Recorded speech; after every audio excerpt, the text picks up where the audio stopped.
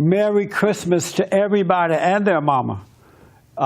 It's been an amazing year, and I want to say thanks to everybody for your support. It has been amazing. And I learned a lot. I overcame a lot. It's just been amazing. It's an amazing year. It probably has been the best year of my life. And I said the same thing about last year, right? Go ahead. So my question is, like, what exactly are God's commandments for us to keep, and how do you stay on track? Because I seem to, be doing good for a week or two, right? And I'm going with the river, and then one little slip up, and everything's gone. Everything is gone? Well, it seemed like, like the character building and stuff, it seemed like I'm right back to square one. And what make it seem that way? Because the one slip up, I'll just keep doing that over and over again, and I'm not going with the river anymore. Oh, I see. So let me just use that example. So, like, let's say you're riding along, and for a month, and then one day you ride by a marijuana field plant. All right. And then and then you stop and you roll up the marijuana, and while rolling it, you're saying, I'm not going to smoke it. Then you end up smoking it, and then you say, darn, everything's done, I've fallen back. Exactly. That's a good example? A little bit. Okay. Yeah, one of them. Nothing has changed except your mind. Because the moment you do that, the enemy, the deceiver, tells you, oh, man, now you've sinned again, or you've fallen back into your old habits. And the moment you believe that, you no longer can believe the truth, and so believing into that lie starts to take you down because you don't have the truth to hold you up. But if you didn't believe what it told you or tell you, then you would be fine. Okay. You would. As a matter of fact, you have more strength to resist the pot next time than you're going to have once you overreacted to smoking it. Okay, and well, it's more like, what do I have to do to please God, and how do I stay on track with that? What do I have to do to please God? That's such a good question. You're a Christian, right? Yes. And you please God. You're pleasing to God. Maybe. And how do you do that? Well, live in the moment and stop blaming myself. Oh, okay. Interesting. And does that work? It does. Okay. Because I had something happen the other day, and instead of talking about it and to everybody around, I just saw it and I just said, well, that's it. Okay. And so then I didn't think about it anymore and dwell on it anymore, and it went away. Yeah, I totally love this question. This is a nice Christmas question right here. If you were walking down the road and you ran into Jesus, he said, what do I have to do to please God? You would say, what would you say as a man of God? I would say, what do I do? What do I have to do to please God? Isn't that like a great question? It is. And you would say? Well, basically, stop trying to please him, because it seems like when you're focused on that and not on just living, then there's so many, rules and sins by which you can fall. You're going to, when you do one of them, it's going to be like you have overreacted and I've thrown out the baby with the bathwater. I haven't advanced an inch, and it was just an illusion, and I am the same man, and you're going to be caught up in the quagmire. Okay. Just off of one thing. Amazing. So it's best just to not judge that situation or believe the thoughts that want you to judge it. Interesting. Sir, what do I have to do to please God? You need to let go of the world. You need to let go of the world. Okay. Would that help if you said that? That helps a little bit, but I know God has commandments for us to follow, and Yeah. I'm not exactly sure if it's just those 10 commandments or is there more to it, because Okay. I kind of feel like it's easy not to lie and not to steal. Okay. What you need to do to please God is to always have faith, never doubt. When you don't have faith, you can't please God. Always have faith. For example, when we talked earlier about if you have a step backward, don't doubt. Just don't get into the lie, because when you believe your imagination, when you believe what Satan is telling you about yourself, you're doubting the truth and believing a lie. So just don't ever doubt, and that's pleasing to God. Without faith is impossible to please God. Isn't that something? Without faith, it's impossible. And you can tell if you have faith or not by your overreaction to a situation. Because when situations come, men and women of faith do not overreact. They stay still within and they overcome that situation. Because it happened, the situation is happening so that you can see your relationship with God. And if you overreact, it implies that you don't have a relationship with Him. You don't believe in Him. With faith, you never overreact. You don't go with the lie, and you overcome all things. Just never doubt. And that's what Satan is always trying to get you to do. That's why he's always talking to you, because he wants you to hear his voice instead of the voiceless voice from God. So he keeps you busy with his words. And so whatever happens, never doubt, meaning that when Satan comes to tempt you, don't doubt. Let it all pass and then work miracles in your life. And then when you have that, you're going to keep his commandments, because his greatest commandment is that we should love one another, even love our enemies. And so when you have that commandment, it's that love of God that's working through you that's going to cause you to love your fellow man, cause you to overcome all things, allow you to see, and just going to build a good life for you. So you just need that love, his love working through you, and the rest of the commandment you will keep. And then you'll overcome your bad habits. Smoking pot is not a sin. Smoking cigarettes is not a sin. The sin is playing God when you judge yourself or your fellow man. When you have an opinion about people, places, and things. That's the sin, because you're playing God. But the old habits that we have, we pick those up as a result of overreacting to the world. When we resent our parents, and once we resent our parents, we fall away from God. And then we start picking up other things to make us feel better.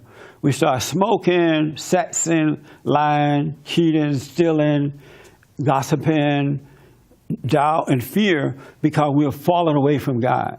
And so once you come back to Him, then those habits start to fall away. But Satan will tell you that those are sins. And some Christians will tell you that too, because that's what they've been told. And if you think you're sinning, you're going to hate yourself for sinning. Those are not sins. Those are things that you use to identify with the world because you have fallen away from God. The sin is to hate. 99.999, not all, but 99.9% of people have anger, and all people with anger are of their father the devil, and they are constantly reaching out to the world for salvation. Like me, make me feel better, love me, comfort me, give me this, give me that, because they have that anger and they don't understand that anger is not of God, it's of your father the devil. And when you're of your father the devil, you're of the world. You've got to have people, places, and things to make you feel better.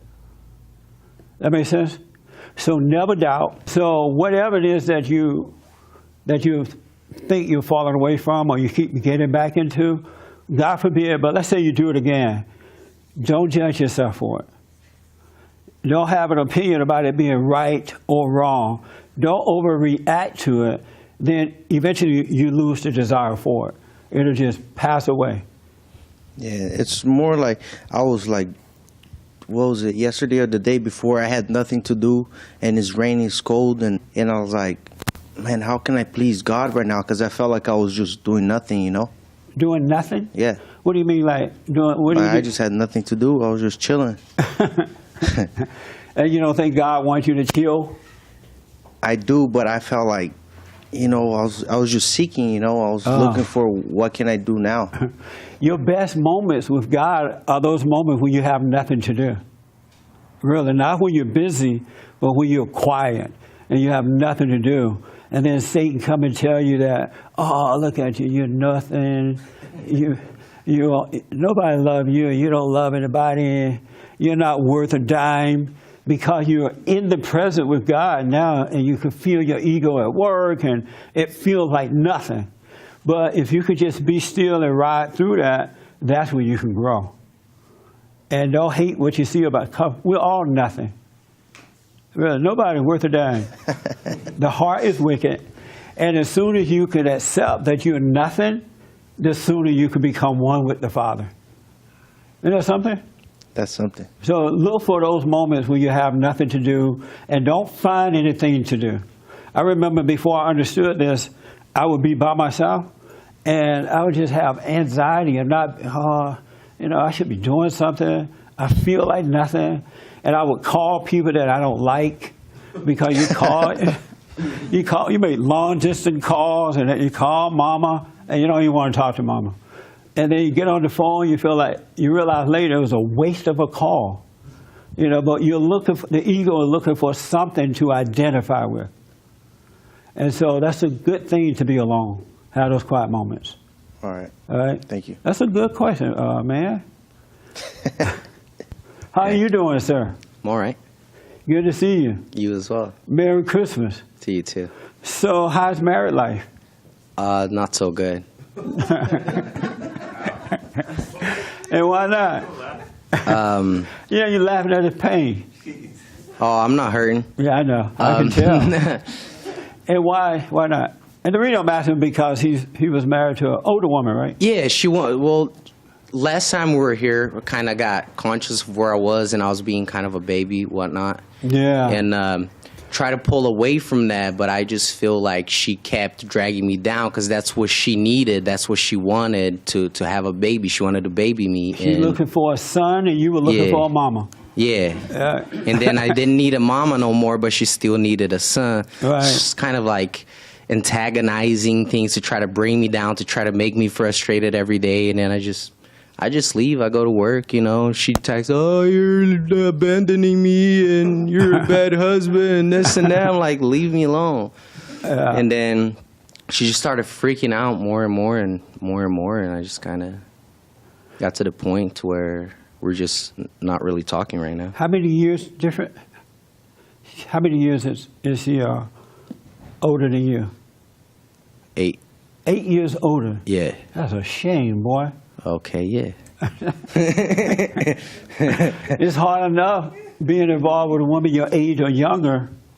Is hell being the one that's older. Yeah. Because it will become a mother and son relationship. Yeah, and after she heard it all and we came here, it kind of awakened that in her. Yes. So the little devil inside of her is like, you're supposed to keep me a secret. Yeah. It just started freaking out. And I'm like, whoa. Well, I knew once you came to this meeting and heard the truth, it wasn't going to be the same anymore. Yeah. Yeah. Yeah. It would start, because now you have some insight, Mm-hmm. and that insight guides you. You start to notice things that you had not noticed before. Yeah, I was acting embarrassing. Yeah.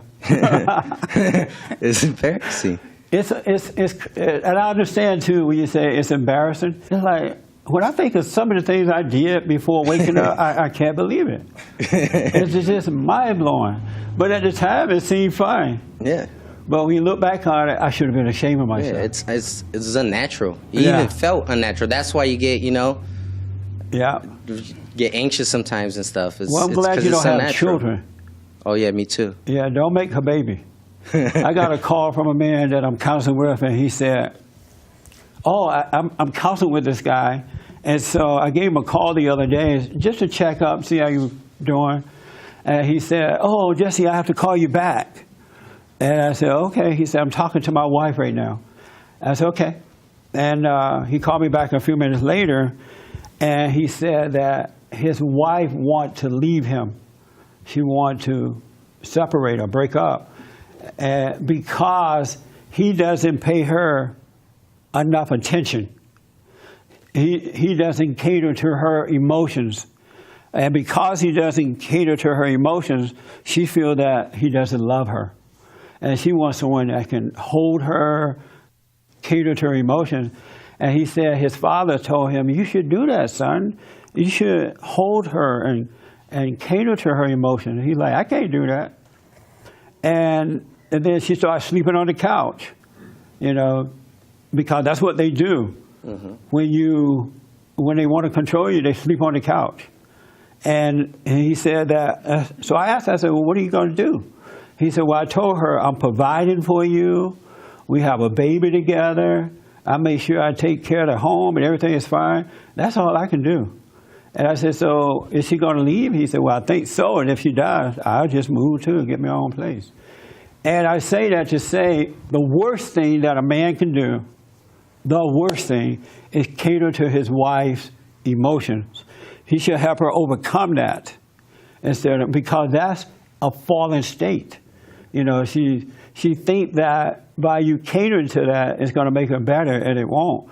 And it'll also weaken you as a husband as well. And it makes her resent as well. Can you, right, because women hate weak men. Yep. Can you imagine Christ catering to our emotions?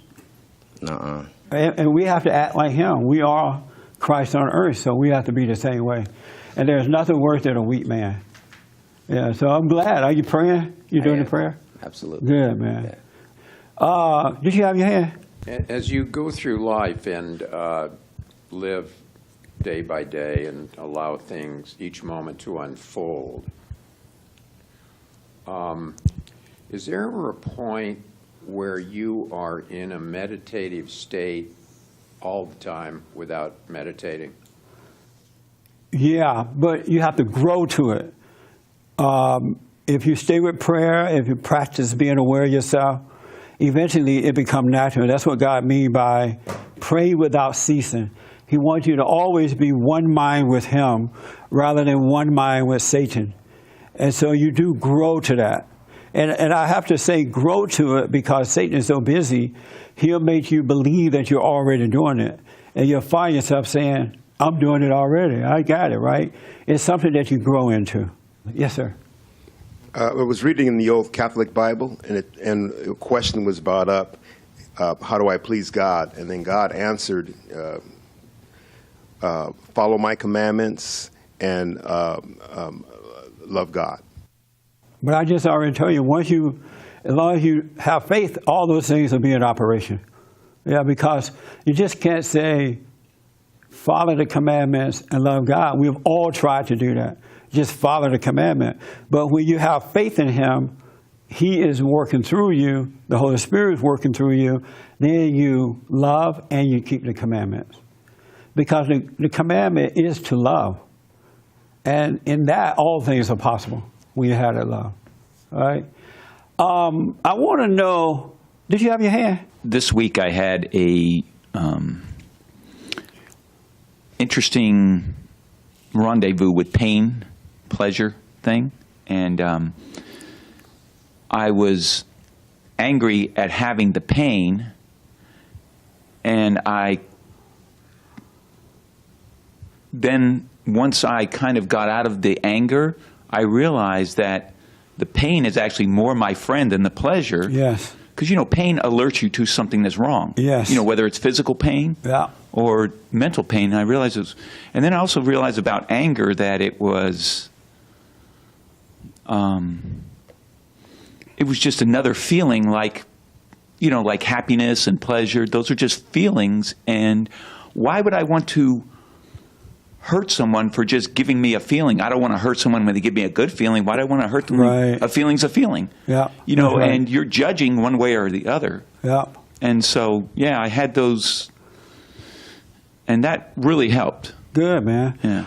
I've noticed, and I have been guilty of this before, a long time ago now, but I noticed that people can claim to know God, and they can tell you the truth that they learn intellectually, whether it's reading the Bible or if you hear the preacher say, stop hating your parents or something, and people go out and start quoting that.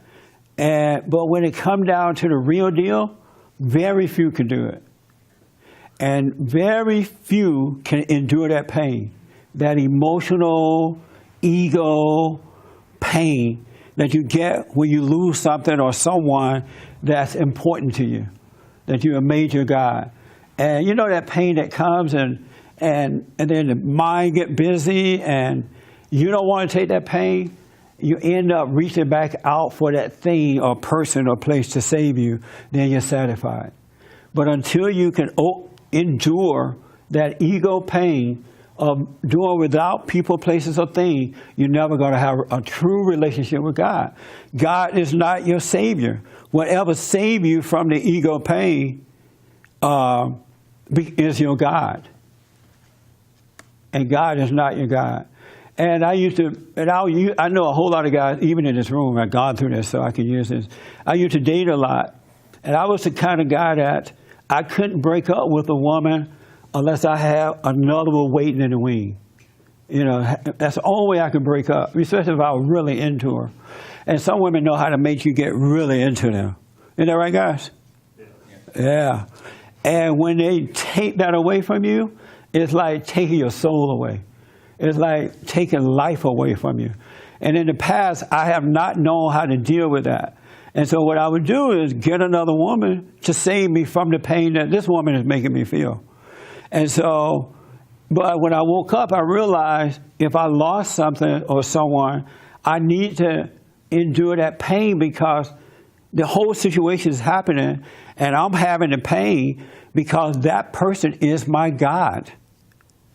And so instead of trying to get that person back, I learned to be still and be quiet and overcome that need for that person instead of trying to get it back and be satisfied. And I see a lot of guys doing that. When they break up with a woman, it's like hell. And when they try to hold back, but the mind is busy, the pain hurt, Satan is talking and talking, then you get the woman back and you feel better. And you're like, wow, I got Jesus. I know the scriptures, right? But that woman has saved you. Same thing with women that break up with bad guys. If you trip out, then the tripping out is a sign that something is wrong with you and this relationship you have. And you're not supposed to try to get that relationship back if you're having pain from it. You're supposed to be still and know God so He will become your God. I was at the barbershop, and this Hispanic guy was telling me that we were talking about that a man should never, never, ever, ever, never have sex out of wedlock. Never. Because what it does, it addicts you. You become addicted to the person. And it becomes very emotional. And then when that relationship is gone, you want to die. You have no peace, right? And this Hispanic guy said, yeah, you're right. I tried this with the last girl I was dating. And he said that I can see already it's going to be some problem. So I decided I'm not going to have sex in case we break up. And they broke up. And he said for the first time in his life, he was able to walk away unaffected, and she was too. They weren't crazy about, they didn't fight each other. They didn't run after each other. They saw that the relationship was not going to work. It wasn't meant to be. So nobody was damaged from breaking up. But once you have sex, you will be damaged, especially if someone you're really into. And I know a lot of the guys don't want to hear it, but I recommend you stay away from it until you get married. And the woman too, get to know the person without the addiction. And I don't care what you say, every time you have sex, you become addicted. Emotionally, mentally, and everything. And that person become your God. And you find yourself do anything to get them back. Accept anything, make up all kind of excuses. And then you feel like you're free, but you're not free. You just got back into the same mess, and the situation's going to come again. And when it comes again, it's going to be even worse. Isn't that something? Uh-huh. Oh, this is Christmas service. This is why Christ came, so that we could be free. Isn't that something? Let's talk about Christ for a minute. Who know Jesus? Nobody. No one is raising their hands. Wow, one guy running out. So all these Christians and nobody know Jesus? Okay, yes, I know Jesus. Why you didn't raise your hand? I guess I just didn't want to brag.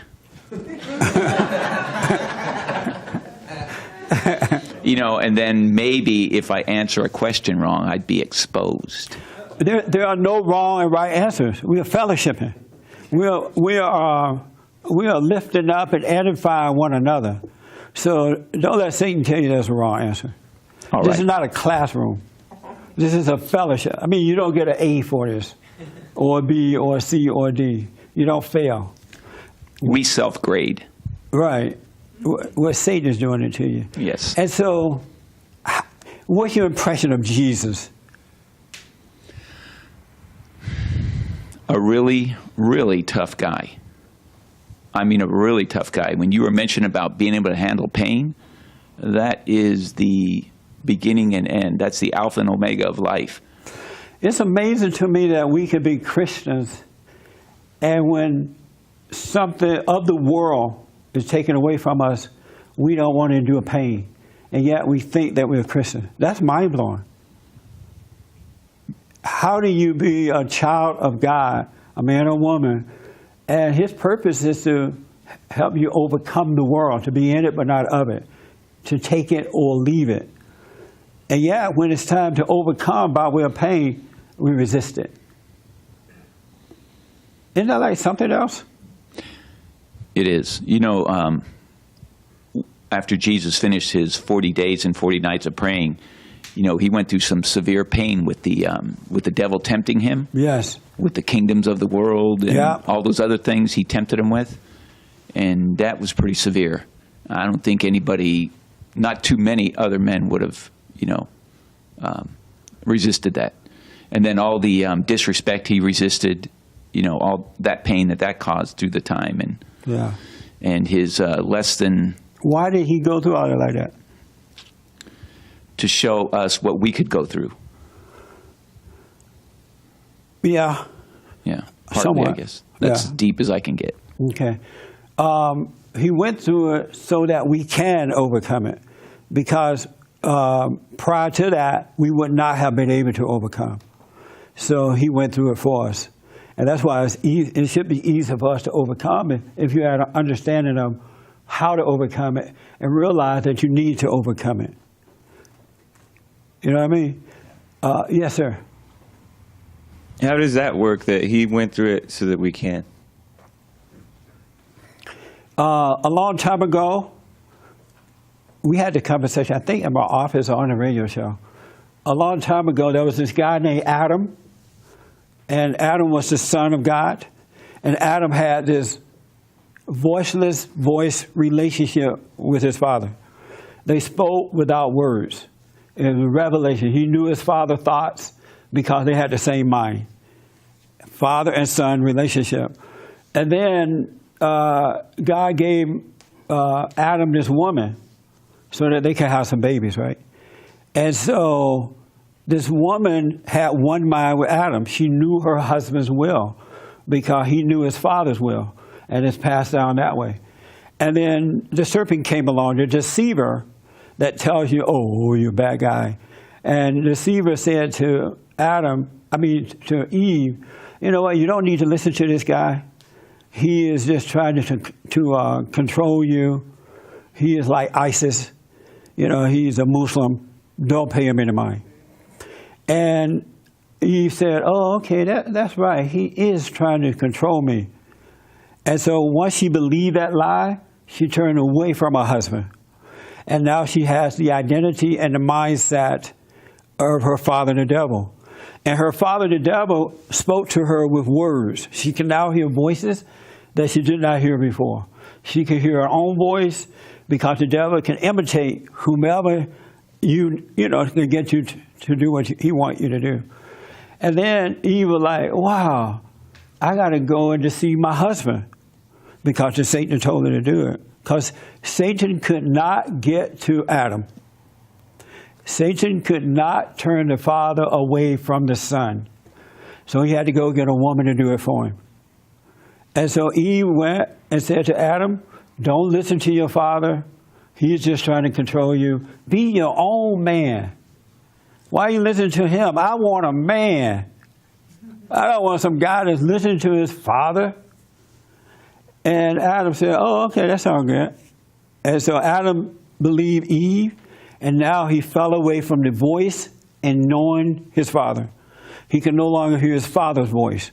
He got this stuff going on in his head. Now he hears the voice of Satan, just like Eve. So now he's subject to the world.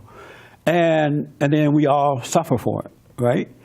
And then after the world fall apart, people go crazy, and before everybody totally destroy themselves, God told his son, Christ, hey, you know what, Jesus? I need you to do me a favor. Go down there and put everything back in order. Go down there, endure for these people, bring some light into the world, make a way, conquer death so that they don't have to die, and make a way so they can return to me, to the Father. And that's what Jesus came and did. He conquered all things, put everything back in order the way it was before Adam listened to Eve, who listened to the Father. And he gave us a way to return back to the Father. And that's what salvation is all about, a return to the Father. And that's what Jesus did. He is doing everything. And so it's easy for us to return to the Father if we stop listening to the voice of the devil. If we stop playing God, we can return. And it's easier for us because of Christ. And and once you return, you're going to see that he is your brother. Everything he owns, you own it. Everything that God gave him, we have it. The voice of God, we can recognize it once we're truly born again of God. He said, my children shall know me by my voice. But those who listen to the voice of the devil don't know the voice of God. Now, if you're seeking him, you've had a little taste of it off and on. You know, you get some revelation about something. That's the voice of God. And you want to, if you stay in prayer, you listen to that voice all the time and not the voice of the devil. But you got to be born again. You must return to the Father. You must overcome evil. And that's what Christ did for us. He loved us enough to endure all things, even take away death. Because prior to that, Adam wasn't dying. And we don't have to die now. And so that's what he did for us. And when you learn to love your father, your earthly father, then you can love God. I'm telling you, you would see him, you would know him as your father and not as God. And the father is the ordinance ahead anyway. So if you respect your earthly father, you're naturally going to respect God as your father. Same kind of love. That's what it's all about. But you got to drop your anger. You must forgive. You got to forgive your parents first. You got to be able to look at yourself and endure and don't reach out to the world for anything. If you're paining for the world, don't reach out to it. If you're looking for comfort in other people, don't reach out for it. If you're looking for association and all that mess, don't reach out for it. Can I say mess up here? Yeah. Oh, okay. I'm telling you, you're making a horrible mistake. If you're not going to endure the pain and overcome, just let Satan be your father and go party it up. Stop pretending. Any questions? You know how you go to those churches and people are like, you got a relationship with Jesus? And you're like, whoa. You know, and they all they talk about was like how they have a relationship with when they Jesus. do you like that, say no, leave me alone. I was like, yeah, sure. Stop scaring me. Yeah, no, I was at this church and the guy creeped up behind me when they were doing the altar call. And he's like, you got a relationship with Jesus? I'm like, whoa. I was like, yeah. He's like, all right, I'm just checking.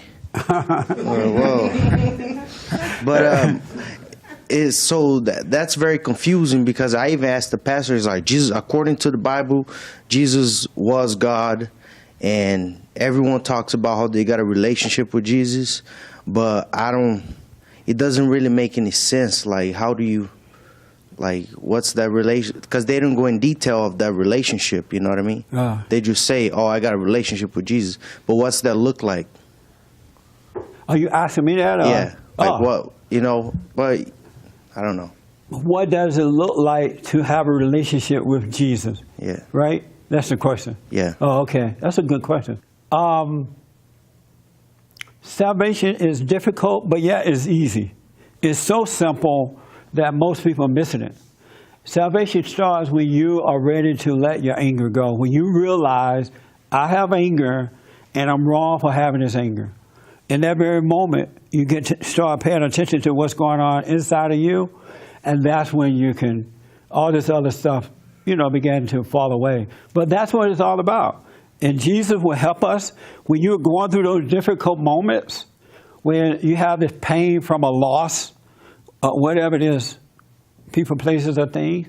If it becomes so great, you can say, Jesus, help me through this. He's with you. He's in there, and he's waiting for you to just ask for the help, rather than trying to get the loss back, what it is, whatever it is you're losing. Rather than trying to get that back, ask Jesus to help you through the pain, and he will. He's your brother. He loves you. He's with you. You have God, the Holy Spirit, and Jesus. And Jesus is our brother. And I know most brothers and sisters don't treat each other right anyway, so you don't know what that relationship is like. But he's there for you at all times. He really is. It's just so, I was thinking this morning how parents create children in their image. The children become just like the parents. And you can't fake it. Whatever you are, your kids would become that way too. And I was thinking, I went to Nashville, Tennessee for Thanksgiving to visit my godson and his family. And this particular godson is 15 years old, and he is amazing in that he's mature. He reads a lot. You can sit with him and have a conversation. He doesn't mind working. He loves working. I said, are you going to college when you graduate from high school? He's like, no, I'm starting my own business. I don't need to go to college. And he's just so mature. He doesn't have a cell phone, so he's not into all this phone thing. And I'm thinking his parents are like that too, so he's becoming like his parents. And then I know other parents whose children are into the cell phone, video games, and they spoil their kids. They buy them everything. And when you look at the parent, you'll see that the children look just like the parents. The parents have failed in life, and they have created the children in the same image. Well, likewise, when we turn away from all that and turn back to Christ, we become like him too. You start to see a new image emerge from us rather than the image of our parents. And that's important too. It will change. You will become like your brother, Jesus Christ, and like your Father God. You take on his identity. But you got to return to him. You got to stop faking it. You got to take the pain. And it's hard to take the pain if you're not ready, because Satan gets busy. He'll make you make up all kind of excuses, blame somebody else, look at them, and you find yourself back in the situation. But if you just endure, and because the pain is there because you're wrong. If you're right, you don't have pain. You're only having the pain because you have done something wrong. And so now the situation is causing you to get over that pain, to watch that. God is reaching out to you. He's trying to help you. But you got to endure. Don't go back to the drugs. Like you're trying not to smoke or do marijuana or whatever, and the pain is so great, or drink wine or whatever it might be. And Satan's like, one more glass. And then you try to hold off, and then he's like, no, just one more. It's not going to hurt you. One more, it's Christmas. Or you have a nice meal. You ever had a nice meal and you say, I'm not going to drink wine, right? and you have a nice meal because you want to stop drinking wine. And you have this great meal, and you're trying to eat this meal without wine. And Satan is like, oh, take a little bit. Just get a little glass. Don't get the cup. Get the little small glass and just have it. And so you're like, okay. And you go and get the small glass of wine, you fill it up, but you fill it up 10 times. And by the time the meal is over, you're as drunk as you're going to be with the big glass. Isn't that true? Yeah. Isn't that something? Yeah. We got to stop listening to that voice. We got to take the pain, eat the meal, and it'll turn out better than what you think. Isn't that right? Uh-huh. How many can relate to what I'm saying? Yeah. Well, same thing with anything. If you're in a bad relationship and the thing is over, let it go. Take the pain. Don't drink the relationship. Or if you're worried about money, let it go. Don't drink the money. Don't drink the worry. Let it go and things will open up for you. It really will. You're worried about friendship. Let it go. Don't go out and make false friendships. Whatever it is that Satan is trying to get you to focus on, let it go. Then you grow, and he'll put people in your life that is better than a friend that you will ever find on your own. They'll come. He loves us. He'll take care of us.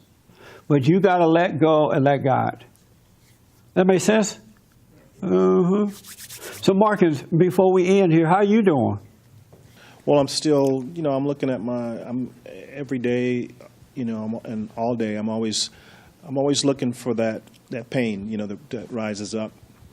So it's a good day. I mean, when I can, I go into situations, and sometimes I feel like I feel like an emotion or something rise up, and then I look at it. Okay, I'm looking at it to see where it's, where that's coming from, but I know that it's not good. I mean, I know that it's something that I got to see. It's something, it's telling me, it's showing me something.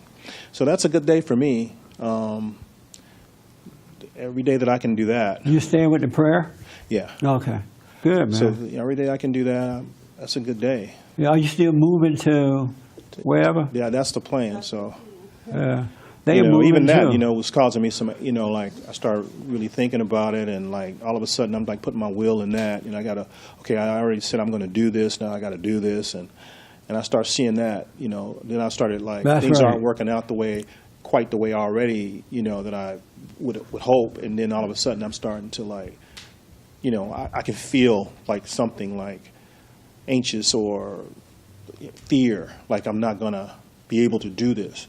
Like I say, it's a good day when I can, I can feel that rising up in me. But it's also a good day when you can't see that. And see, that's why I say, as human beings, we're not supposed to have an opinion about anything. We can't judge right or wrong.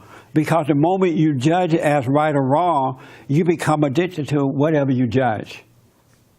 If you say this is wrong, now you find yourself getting more into it. If you say this is right, you find yourself getting into that too. But if you just let things happen without an opinion, you don't get into either one. And God will show you right from wrong because we don't know right. We don't know anything, folks. We are as dumb as a doorknob. We are idiots. Remember we had a discussion about being an idiot? Were you here for that, Kent? I remember that conversation. Oh, yeah. Were you here, Marcus? Yeah. Oh, so you know. Who was not here? Forrest, you were not here. Are you an idiot? Pretty much, yeah. You are? What does that mean to be an idiot? I don't know anything. You don't know anything? No, I'm stupid. Well, Kelly, that explains everything there. Yeah, we are idiots. And that's okay. Because what it says is that we realize of ourselves we can do nothing. And of ourselves we know nothing. And that's when we can let God guide us. All right? This is G's daddy. Isn't that something? They look alike? And G's little brother daddy. These are his two sons. They look just alike. You glad you came? Yes, I am, and I told him I was going to come for, Yeah. for Christmas. Is this and helpful today? It is, and actually, I see a lot of change on him, Yeah. a lot. Yeah. And especially in this one here, he's The young kind one. of, yeah. Oh, good. Yeah, and he told me many times, like, hey, man, he was like a light, open up bright, and Yeah.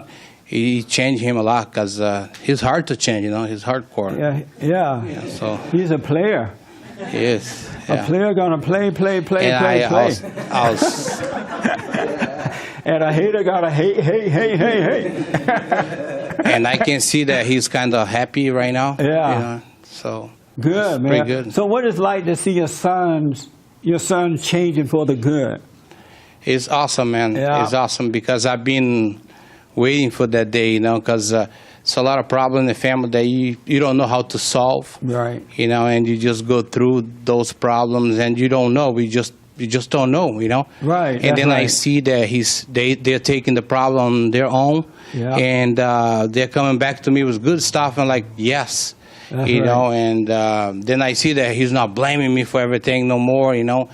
And there's things that I try to say my way to them, Right. but sometimes it's hard for them to get because I'm their father, you know. They don't want to listen to me. Right. Especially But when they're angry. Exactly. If they're angry at you. So there's a lot of changes, a Yeah, lot of that's changes, good, and man. change for good changes, you know. There's nothing like seeing your sons and daughters change Mm-hmm. from the anger. They start showing love and honesty.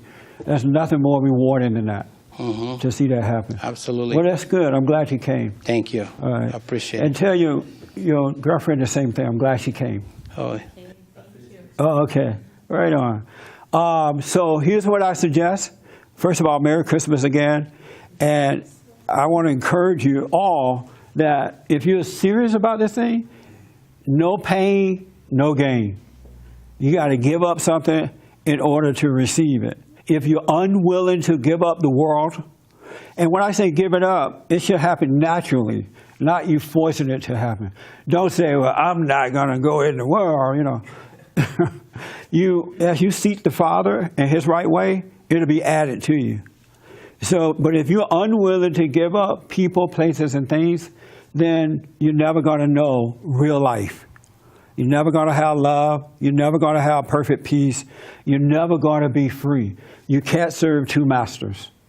And so if you're not willing to give it up, just keep doing what you're doing until you're ready. Hopefully you'll survive and you can let the world go. And once you let it go, you're going to have a life that's amazing. One that you can't even imagine. Your mind cannot conceive it, what God has in store for you. It's a total different life.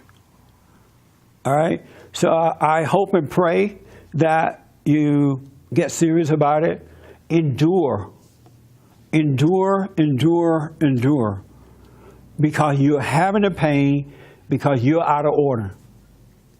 Something wrong with you. It doesn't mean that you know, it's the other person. It's you.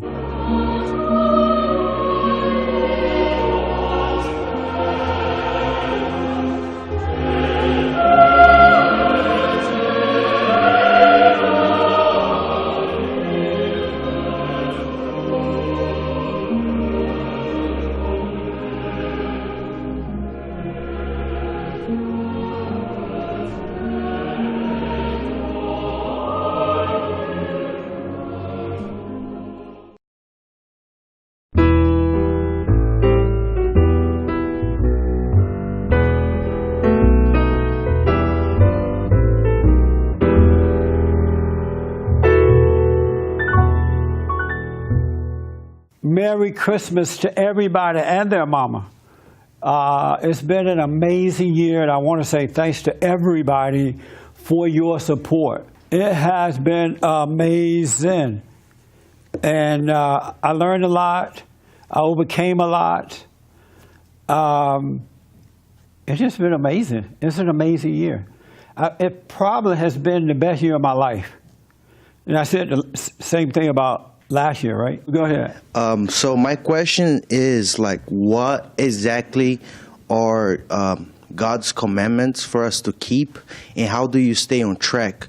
Because I seem to, be doing good for a week or two, Right. and I'm going with the river, and then one little slip up, and everything's gone.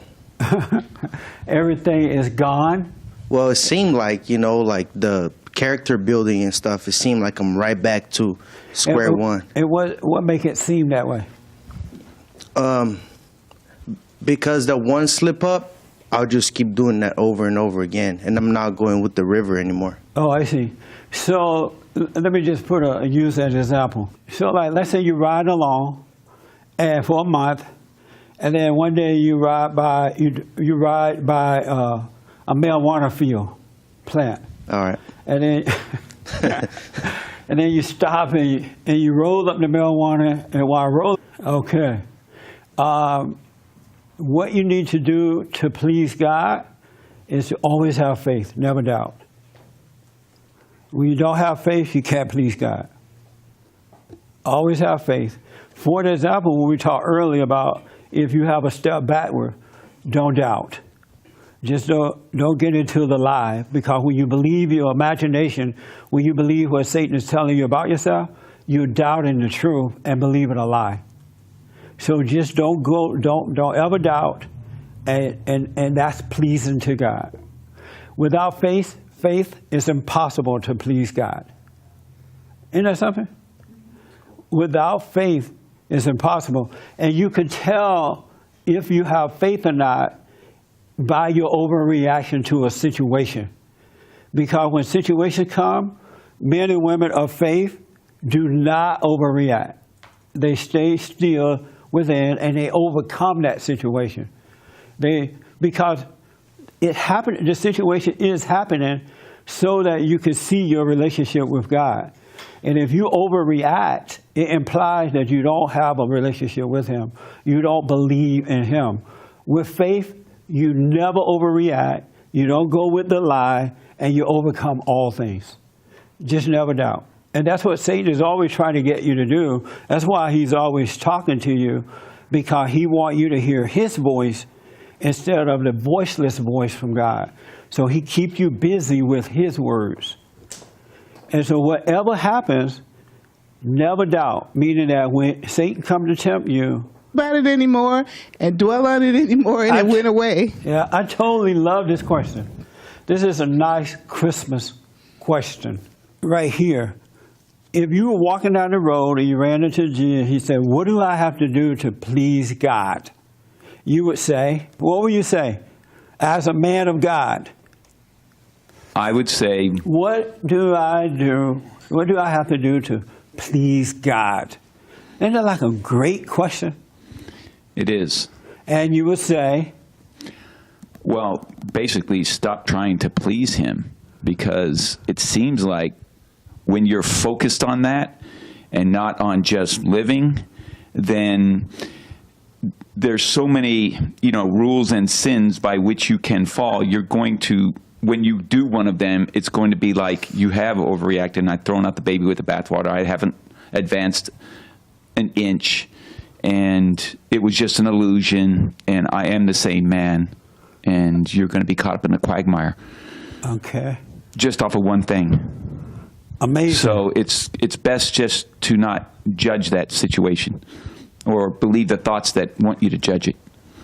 Interesting. Sir, what do I have to do to please God? You need to let go of the world. You need to let go of the world. Okay. Would that help if you said that? That helps a little bit, but I know God has commandments for us to follow, and Yeah. I'm not exactly sure if it's just those 10 commandments or is there more to it, because Okay. I kind of feel like it's easy not to lie and not to steal. You're saying, I'm not going to smoke it. Then you end up smoking it, and then you say, darn, everything's done, I've fallen back. Exactly. That's a good example? A little bit. Okay. Yeah. One of them.